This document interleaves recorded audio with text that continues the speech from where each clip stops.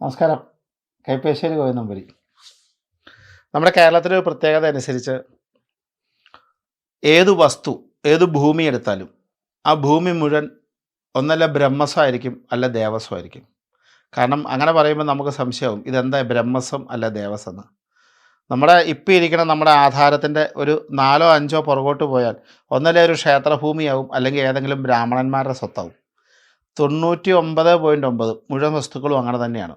പലപ്പോഴും പറയാം ഇന്ന ദേവസ്വത്തിൻ്റെ വസ്തുവാണ്, ഇന്ന നമ്പൂരിമാരുടെ വസ്തുവാണ്. അത് പിന്നെ കല മാറി മാറി മാറി മാറി മാറി മാറി മാറി ഒത്തിരി വസ്തുക്കൾ മാറിയിട്ടുണ്ട്. കാരണം പണ്ടത്തെ കാലത്ത് ഹൈന്ദവ ഭൂമി എന്ന് പറഞ്ഞൊരു സങ്കല്പത്തിലാണ്. ഞാനിപ്പോൾ അതൊന്നും പറയാൻ വേണ്ടിയിട്ടല്ല ഇത് പറഞ്ഞ്. അപ്പോൾ ഏത് കുടുംബം എടുത്താലും ആ കുടുംബത്തിൽ മുഴുവൻ പൊതുവെ കാണുന്നൊരവസ്ഥയാണ് രക്ഷസിൻ്റെ ഉപദ്രവം ഉണ്ടാവുക, അല്ല രക്ഷസിൻ്റെ ദോഷം ഉണ്ടാവുക, ഇല്ല സർപ്പത്തിൻ്റെ ദോഷം ഉണ്ടാവുക. ഇങ്ങനൊരു കാര്യം പറഞ്ഞു കേൾക്കും, മനസ്സിലാവും. അപ്പം നമ്മുടെ കുടുംബത്തിൽ സർപ്പമൊന്നും വേണമെന്നില്ല. ഇപ്പം പല ആൾക്കാരും അയ്യോ സർപ്പദോഷമുണ്ടോ, അയ്യോ ഈശ്വര എന്താ ചെയ്യണേ, അങ്ങനെ ഒരു ഭയം. സർപ്പത്തിൻ്റെ പ്രതിഷ്ഠ നമ്മുടെ കുടുംബത്തില്ല എങ്കിൽ അത് നമ്മൾ ആ സർപ്പദോഷത്തെ ഭയപ്പെടേണ്ട അവസ്ഥയില്ല. സർപ്പം നമ്മുടെ കുടുംബത്തിൽ പ്രതിഷ്ഠയായിരിപ്പുണ്ടെങ്കിൽ അതിന് വർഷാവർഷം പൂജ കഴിക്കണം. സർപ്പത്തിൻ്റെ പ്രതിഷ്ഠയാണ് സർപ്പത്തിൻ്റെ ചൈതന്യം. സർപ്പത്തിൻ്റെ ചൈതന്യമാണ് യഥാർത്ഥമായി നിൽക്കുന്ന സർപ്പത്തിൻ്റെ വൈരൂപ്യാവസ്ഥ. രക്ഷസ് ഇതുപോലെ തന്നെ. രക്ഷസ് എന്ന് പറയുന്നത് ചിലപ്പോൾ ഈ പണ്ട് ബ്രാഹ്മണന്മാരുടെ ഭൂമിയിലുണ്ടാകുന്ന ഒരു വസ്തു ദോഷമായിട്ടാണ് കണക്കാട്ടുന്നത് രക്ഷസിന്. ഈ രക്ഷസിനും സർപ്പത്തിനും ഉള്ള വഴിപാട്. കാരണം ഈ ചില ഭൂമിയിൽ ജീവിച്ചു കഴിഞ്ഞാൽ നമുക്കെന്നും കഷ്ടകാലം ഉണ്ടാവുക, ചില ഭൂമിയിൽ ജീവിക്കുമ്പോൾ നമുക്ക് ദുരിതങ്ങൾ വരിക, സങ്കടങ്ങൾ വരിക. അപ്പോൾ നമ്മൾ എവിടെ ഏതെങ്കിലും രാശിയൊക്കെ വെച്ച് നോക്കിയാൽ സ്ഥലദോഷം ഉണ്ടെന്ന് പറയുക, സർപ്പദോഷം ഉണ്ടെന്ന് കേൾക്കുക, രക്ഷസിൻ്റെ ദോഷം ഉണ്ടെന്ന് കേൾക്കുക. അപ്പോൾ നമ്മൾ എന്ത് ചെയ്യും, നമ്മൾ ഈ വഴിപാടുകളൊക്കെ ചില ആൾക്കാർ അപ്പം തന്നെ സർപ്പദോഷമുണ്ട് ആവാഹിച്ചോളൂ എന്ന് പറയുക. അപ്പോൾ നിങ്ങൾ തിരിക്കേണ്ടത് സർപ്പദോഷമൊന്നും ആവാഹിച്ചാൽ മാറില്ല. കാരണം ഭൂമിയുടെ കാവൽക്കാരാണ് സർപ്പദോഷം. ഒരു 100 ഏക്കർ ഭൂമി പണ്ടത്തെ കാലത്ത് ഉണ്ടായിരുന്നു എന്ന് വയ്ക്കുക. ആ 100 ഏക്കറിൻ്റെ ഒരു മൂലയിൽ ഒരു നല്ല ഗംഭീരനായി നിൽക്കുന്ന ഒരു നാഗരാജാവും നാഗേഷിയും ഉണ്ടെന്ന് വയ്ക്കുക. ആ 100 ഏക്കർ 1000 പേർക്കായിട്ട് ഇന്നത്തെ കാലത്ത് അത് ഘട്ടം ഘട്ടമായി മുറിച്ചു കൊടുത്തു. അന്ന് 1000 പേരുടെ കയ്യിലിരിക്കണേ. ആ 1000 പേരുടെ വസ്തുവിലും ഈ സർപ്പത്തിൻ്റെ ദോഷം ഉണ്ടാവും. ആ സർപ്പത്തിൻ്റെ ഇരുന്ന പ്രതിഷ്ഠ നടന്ന സ്ഥലത്ത് സർപ്പപ്രതിഷ്ഠ ഉണ്ട് താനും. അവിടെ സർപ്പ ചൈതന്യമാണ്. ബാക്കി 1000 പേരുടെ കഴിക്കുന്ന വസ്തുവിലും സർപ്പത്തിൻ്റെ ദൃഷ്ടിദോഷം ഉണ്ടാവും, സർപ്പത്തിൻ്റെ ദോഷമുണ്ട്. കാരണം ഇത് വിൽക്കുന്ന സമയത്ത് സർപ്പത്തിന് ഇപ്പം അത് ആ ആൾ മേടിച്ചോ, ഈ സുരേഷ് മേടിച്ചോ, ഗോവിന്ദൻ മേടിച്ചോ, വാസുദേവൻ മേടിച്ചോ എന്നൊന്നും അദ്ദേഹം നോക്കില്ല. കാരണം അദ്ദേഹത്തിൻ്റെ കയ്യിൽ അത്രയും വസ്തു ഉണ്ടായിരുന്നു ആദ്യം, അതിൻ്റെ മുഴുവൻ കാവൽക്കാരനായിരുന്നു. ഇന്ന് ആരുടെ കയ്യിരുന്നാലും അദ്ദേഹത്തിൻ്റെ കാവൽ അവിടെ ഉണ്ട് എന്നാണ് പറയുന്നത്, സർപ്പദേവതങ്ങളുടെ കാവൽ. അപ്പോൾ നമ്മൾ സാധാരണ ഗതിക്ക് അങ്ങനെ വരുമ്പോൾ നമുക്ക് സർപ്പദോഷം വരാം. അപ്പോൾ സർപ്പദോഷം കണ്ടു കഴിഞ്ഞാൽ ഉടനെ പറയും അയ്യോ ഭയങ്കര സർപ്പദോഷമാണ്, കല്യാണത്തിന് പ്രശ്നം രാശി വെച്ചു. അപ്പോൾ പറഞ്ഞു സർപ്പദോഷമാണ്, നടക്കില്ല, പൂജ കഴിച്ചോളൂ, സർപ്പദോഷത്തെ ആവാഹിച്ചോളൂ. കുട്ടികൾക്ക് എന്തെങ്കിലും പ്രശ്നം സർപ്പദോഷമാണ്, ആവാഹിച്ചോളൂ എന്നൊക്കെ പറയുന്ന കുറേ നിരവധി ആൾക്കാരെ നമ്മൾ കാണുന്നുണ്ട്. നിങ്ങൾ ഇതിനൊന്നും നിൽക്കണ്ട, ഇത് കേൾക്കുന്നവർ ശ്രവിക്കുന്നവർ അതിനൊന്നും നിൽക്കണ്ട. അങ്ങനെ സർപ്പത്തിൻ്റെ ദോഷമോ രക്ഷസിൻ്റെ ദോഷമോ ഉണ്ട് എന്നറിഞ്ഞു കഴിഞ്ഞാൽ നിങ്ങൾ അടുത്തുള്ള ക്ഷേത്രത്തിൽ തിടപ്പള്ളി എന്ന് പറഞ്ഞാൽ നിങ്ങൾക്ക് മനസ്സിലാവും, ഈശ്വരന്മാർക്ക് ദേവന്മാർക്ക് നിവേദ്യം വയ്ക്കുന്ന സ്ഥലത്തെയാണ് തിടപ്പള്ളി എന്ന് പറയുന്നത്. തിടപ്പള്ളിയിൽ പത്മമിട്ട് പാൽപ്പായസം, തിടപ്പള്ളിയിൽ പത്മമിട്ട്, ചിലപ്പോൾ അമ്പലങ്ങളിൽ തന്നെ രക്ഷസിൻ്റെ പ്രതിഷ്ഠ കാണും. അങ്ങനെയൊക്കെ ഉണ്ടെങ്കിലും തിടപ്പള്ളിയിൽ പത്മമിട്ട് പാൽപ്പായസം. തിടപ്പള്ളി പത്മമിട്ട് പാൽപ്പായസം എന്ന് പറഞ്ഞാൽ നമ്മുടെ വീട്ടിൽ നമ്മുടെ രക്ഷസിൻ്റെ ദോഷത്തിന് നമ്മൾ തന്നെ തിടപ്പള്ളി, ഇപ്പോൾ അവിടെ അമ്പലത്തിൽ ഇരിക്കുന്ന രക്ഷസ് ദേവൻ്റെ ആ ക്ഷേത്രവുമായി ബന്ധപ്പെട്ട രക്ഷസാണ്.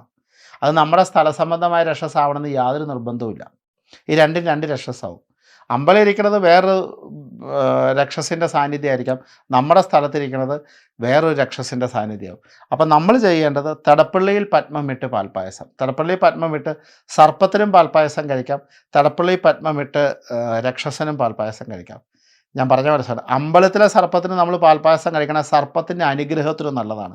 നമ്മുടെ വസ്തുവിലുള്ള സർപ്പദോഷത്തിൻ്റെ അനുഗ്രഹം കിട്ടാനായിട്ട് തിടപ്പള്ളി പത്മമിട്ട് കഴിക്കണം. അതെങ്ങനെയാണ്, തിരുമേനിമാർ തന്നെ അവിടെ സ്വസ്തികം പത്മമൊക്കെ ഇടും, സാധാരണ ഒരു പത്മമൊക്കെ ഇട്ടും.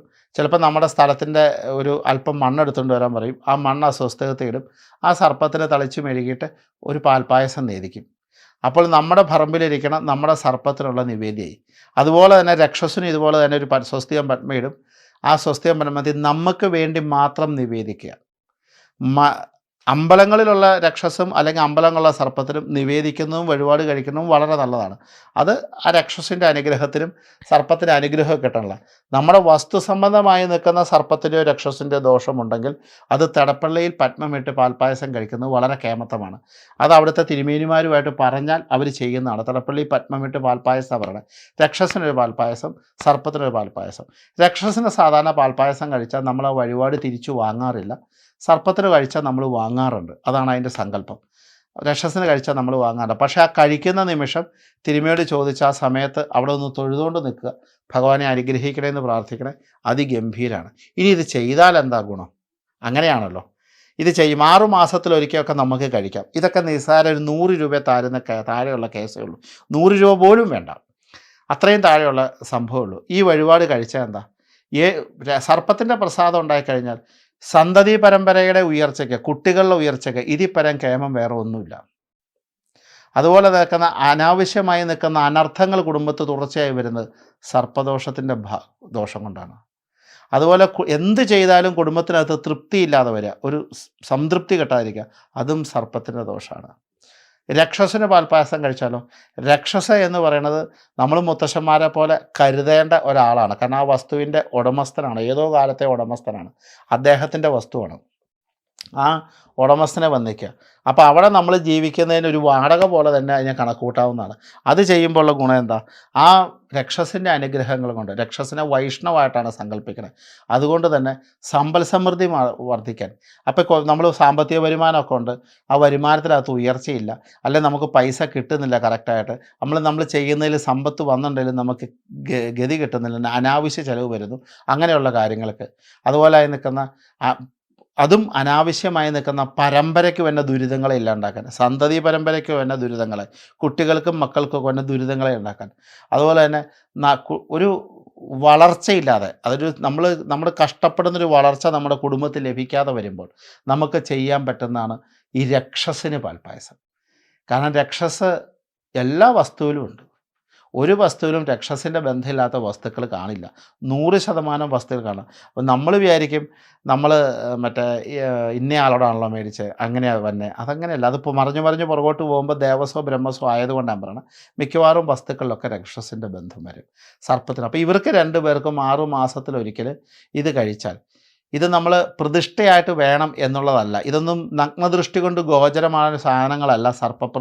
ഈ ദോഷവും സർപ്പത്തിൻ്റെ സാന്നിധ്യവും അല്ലെങ്കിൽ ഈ രക്ഷസിൻ്റെ സാന്നിധ്യവും ഇത് വസ്തുവിൽ ലയിച്ച് കിടക്കുന്ന സാധനമാണ്. പ്രതിഷ്ഠയുള്ളതിന് ആ പ്രതിഷ്ഠാ സ്ഥലത്ത് തന്നെ അതിന് നേദിക്കുകയും ഇതിൻ്റെ ബന്ധവും ദൃഷ്ടിദോഷവും ഉള്ളതിനൊക്കെ നമ്മൾ ഇങ്ങനെ കഴിക്കുകയൊക്കെ ചെയ്യും. അപ്പം നമ്മുടെ വീടിൻ്റെ അങ്ങാപ്പുറം 3 വീട് അങ്ങാപ്പുറം സർപ്പമുണ്ട്.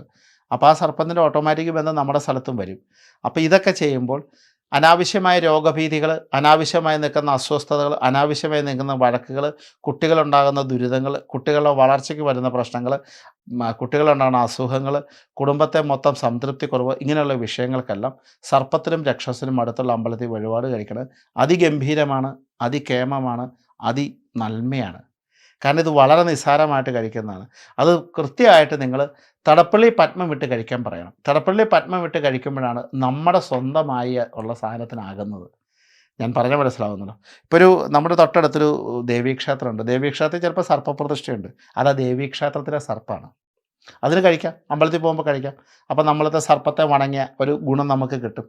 നമ്മുടെ ഭൂമിയിലെ സർപ്പത്തിലാണ് നമ്മൾ കഴിക്കണമെങ്കിൽ അത് നമ്മൾ തടപ്പള്ളി പത്മം ഇട്ട് കഴിക്കുന്നത് വളരെ കേമാണ്. കാരണം എല്ലാവരും ആയില്യത്തിനൊക്കെ നീറുമ്പാലിനൊക്കെ അമ്പലത്തിൽ പോയി കൊടുക്കാറുണ്ട്.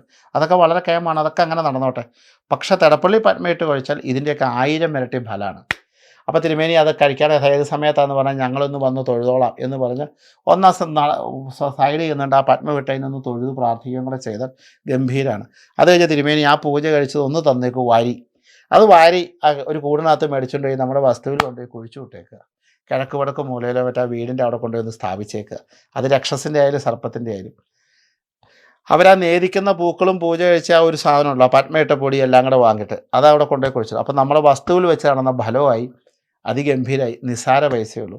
അപ്പോൾ വളരെ നമുക്ക് കുറേ പ്രാർത്ഥനകളും കുറേ നാമജപാദികളും കുറേ അമ്പലത്തിൽ പോക്കുമൊക്കെ കഴിച്ചിട്ട് നമുക്ക് തൃപ്തിയില്ലായ്മ പലപ്പോഴും ഫീൽ ചെയ്യുന്നുണ്ടെങ്കിൽ, അല്ലെങ്കിൽ എന്ത് ചെയ്തിട്ടും നമുക്കൊരു പൂർണ്ണത ലഭിക്കാതെ വരുന്നില്ലേ, അല്ല ചില ഭൂമികളിൽ അസ്വസ്ഥതകൾ ഒരിക്കലും മാറാതെ വരുമ്പോൾ അവിടെയൊക്കെ കൂടുതലായിട്ടും സർപ്പത്തിൻ്റെ സാന്നിധ്യവും രക്ഷസിൻ്റെ സാന്നിധ്യവും ദുരിതങ്ങളെ വളർച്ച വയ്ക്കാം.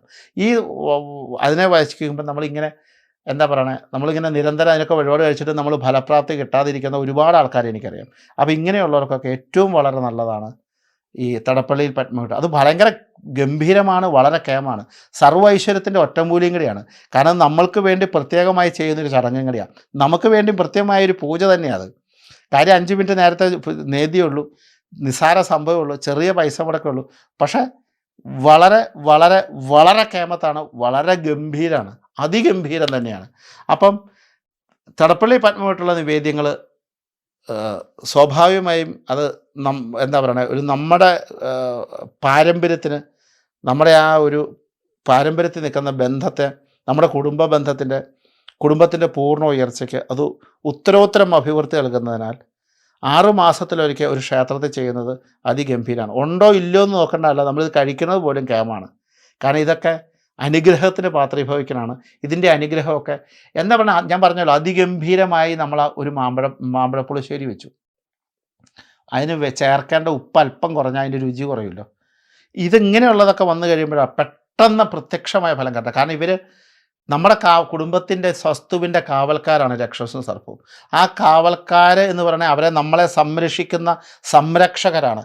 കാവുകൾ എന്നാണ് ഇതിനെക്കുറിച്ച് പറയണത്. സർപ്പക്കാവ് എന്നാണ്, സർപ്പക്ഷേത്രം എന്നൊക്കെ വിളി.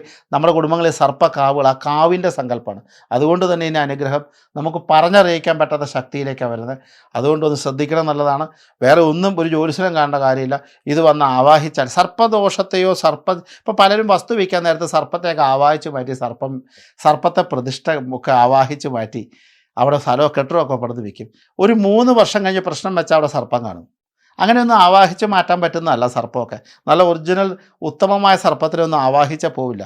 പക്ഷേ കുറേ ആൾക്കാർ പറഞ്ഞു, കുറേ ആൾക്കാർ ചെയ്യുന്നു. അങ്ങനെയല്ല, ഇതൊക്കെ നമ്മുടെ ഒരു കുടുംബത്തിൻ്റെ ആചാരത്തിലുള്ള ദേവതമാർ തന്നെയാണ്, നമ്മുടെ പാരമ്പര്യത്തിലുള്ള ദേവതമാർ തന്നെയാണ്. അത് നമുക്ക് സ്ത്രീത്വം നൽകാൻ വേണ്ടി നമ്മൾ കാരണവന്മാരായിട്ട് പ്രതിഷ്ഠിക്കപ്പെട്ട. ഇനി അത് ഒക്കെ തലമുറകൾക്ക് മുമ്പ് സർപ്പം ഉണ്ടായിരുന്നു, ആ സർപ്പത്തിനും നമുക്ക് നിവേദിക്കാം. തിരുമള്ളി പത്മയിട്ട് ഞങ്ങളുടെ സർപ്പത്തിനും നിവേദിച്ചേക്കും, മതി. നമ്മളവിടെ സ്മരണ പുലർത്തുകയാണ്. അതുകൊണ്ട് എല്ലാ ഈശ്വരന്മാരെ പോലെ തന്നെ ഇവരിങ്ങനെ അമ്പലങ്ങളായിട്ട് ഇവരൊന്നും ഇല്ലാന്ന് മാത്രമേ ഉള്ളൂ.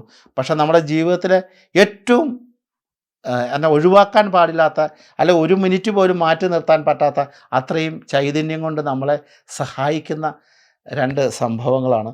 അതുകൊണ്ട് ഇതൊക്കെ കഴിക്കുന്നത് വളരെ കേമാണ്.